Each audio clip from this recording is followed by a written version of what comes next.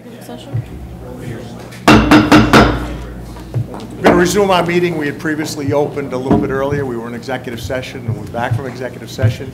Tonight's agenda, we're going to hear from Madison Capizzuto, who's our student representative tonight. And immediately after hearing from Madison, we are going to do a fairly brief 15-minute presentation on the new secondary school building project, the proposed new high school, and renovated middle school. As soon as we're through with that presentation, we'll open it up to the audience for questions or comments, and we'll be glad to answer any questions or listen to any comments that you may have.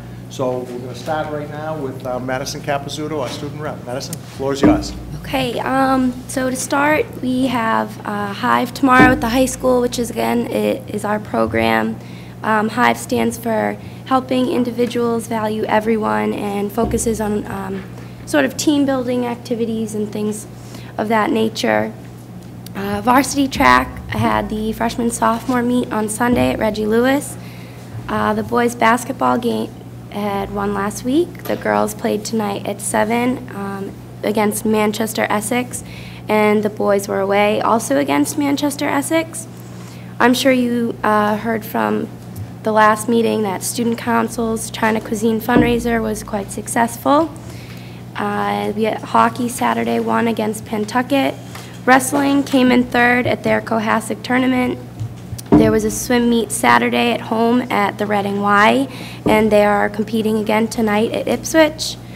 The musical Zombie Prom is performing the first and second weeks of February. Midterms start next week on the 17th. We have Monday off, obviously, and Tuesday is a full day, and Wednesday, Thursday, Friday are half days. There was a teacher professional development last Tuesday. Schindler's List is playing this Thursday and Friday for Model United Nations Club at 6:30 in the high school auditorium. SEMI, which is sponsored by the North Reading High School senior class, is on the 27th of this month and is a half day. And for student work, what I brought with me is from, again, my history class. It's a Progressive Era magazine, which I had worked on with another student. It was a minimum of 15 pages. It was a lot of work. It was a research-based project between the library's resources, a lot of databases, books, the internet, and it was very in-depth. It was about, we had to choose a topic of the Progressive Era. It included a top story, a feature story, sort of obituaries, and kind of like letters to the editor, sort of similarly as we have, you know, in our newspaper. So I just thought I'd pass it around. It was very creative on one end, it had to be, and then also it was very detail and historical background oriented. So. Thank you, Madison. Any questions or comments regarding Madison's report? No? Thank you very much, Madison. Sounds like you get a little cold. Yeah. And I'm sure you've got homework to do. I'm sorry. So. Yeah, feel free to leave as soon as you get your magazine back. All right. Okay, next on the agenda, we are going to do a really brief presentation. We have the members of the Secondary School Building Committee here, including our chairman, Chuck Carucci. We also have our high school principal, John Bernard, and our middle school principal, Kathy O'Connell, here, and they're going to participate in the presentation. So I think anytime we're ready to start that, we can get it going. And again, as soon as we're through with the presentation, anybody has any questions or comments, feel free to ask or feel free to give us your input, okay? This is just a brief history, and again, this particular project, in my opinion, is the most exciting, the most ambitious, and the biggest building project that North Reading's ever undertaken. We began work back in, we completed preliminary schematic designs and building designs back in October of 2011. This was after probably 2 years of work and getting prepared to hire an architect and making a proposal to the Mass School Building Authority. Our architect is Doran Whittier. We were able to finally, based on the preliminary schematic designs and building designs, put together a cost estimate in December of 2011. We actually submitted our proposal to the Mass School Building Authority, who was our partner in this project, back on December 9th of 2011. And then last week, we were able to go in, members of the Secondary School Building Committee, Superintendent Kathy Willis, myself, and we were able to sit down with our architect and our project manager and review the project with the School Building Authority. And the review is more or less the final preparation for a vote on January 25th of 2012. And on January 25th, the Mass School Building Authority, the board will actually vote on the proposal that we've made to build a new high school with core facilities and a renovated middle school. We expect that vote to be a positive vote on January 25th, and if that happens, we will then be ready to go to town meeting and to a general election for a debt exclusion override so that we can move forward with this project. Again, what we did was we made submissions, and this has been a ton of work. Our secondary school building committee has worked tirelessly on this project. Like I said, for the last year and a half, some members of the secondary school building committee have been members now for 5 or 6 years. I think Chuck has been chairman for all 5 or 6 of those years, and he's directed this committee to the point where we are today. But what we did was we submitted site design, building plans, specifications. A great deal of work went into the educational program space summary. The superintendent was responsible, along with the principals and a lot of the faculty here at North Reading High School and Middle School, for preparing the educational programs. And then we were able to give them, once that was all done, preliminary cost estimates. And then I'm going to turn this over now to Mr. Bernard, who's going to go over the site plan and some of the highlights from the high school facility. Okay, thank you, Mr. Massey. And along with that, Mr. O'Connor, the school principal, we're going to run through a series of slides here to give you folks a representation as best we can of what the proposed building would look like. This first slide is intended to show you essentially what the site is. So if you could maybe use your imagination just a little bit. This is the existing Park Street with the driveway into the high school. This is our existing artificial turf field. And this area right here is the existing middle school. The current high school would be somewhere in this area right here. So what the project proposes is that the middle school would be substantially renovated, and added on to it would be a shared core facility. We'll go through some slides in a little bit more detail of what that core facility would hold. And in this area right here is a 3-story building that houses all of the academic components of the high school. I can talk just a little bit about this. We'll go into some more detail. This shows the 2 building layouts. Up here we've got the middle school, as Mr. Bernard said, completely renovated. This would be 7th and 8th grade classrooms, still maintaining the school within a school. You can't see it on this slide, but there would be a second layer on top right here for the 6th grade to keep that school within a school concept. Right here in the red are the art facilities that would be shared with the middle school and the high school. Here we've got a robotics lab and a computer lab.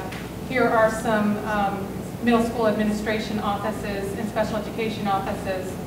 Over in the orange would be the shared gymnasium facilities, and we'll see in another slide some detail on that. Shared cafeteria facility with a common prep area, which is very efficient, but separate dining areas, dining for the middle school and dining for the high school. A shared library media center, state-of-the-art, sort of the focal point of the whole school, we hope. A beautiful new auditorium, and then, as Mr. Bernard said, the academic high school 3-story academic wings. And this one here is just a little bit more detail, and it shows you the entrance to the middle school. And as I said earlier, in the blue are classrooms. This is where the current middle school gymnasium is. And if you would like at any point to come to the middle school, I'd be happy to give you a tour. And you can take a look at where the current middle school gymnasium is, would become a state-of-the-art science center, I would like to think of, within a courtyard that could be used for science classrooms with science laboratories on either side. And 7th and 8th grade classrooms along the perimeter. And as I said, this would be the 6th grade school within a school that would go on top of this level. This would be, as I said earlier, administration and special education services, and then the art wing. This slide is intended to show you what the 3 levels of the high school academic wing would be. I think the high points of this are that you can kind of see here that they do look very, very similar.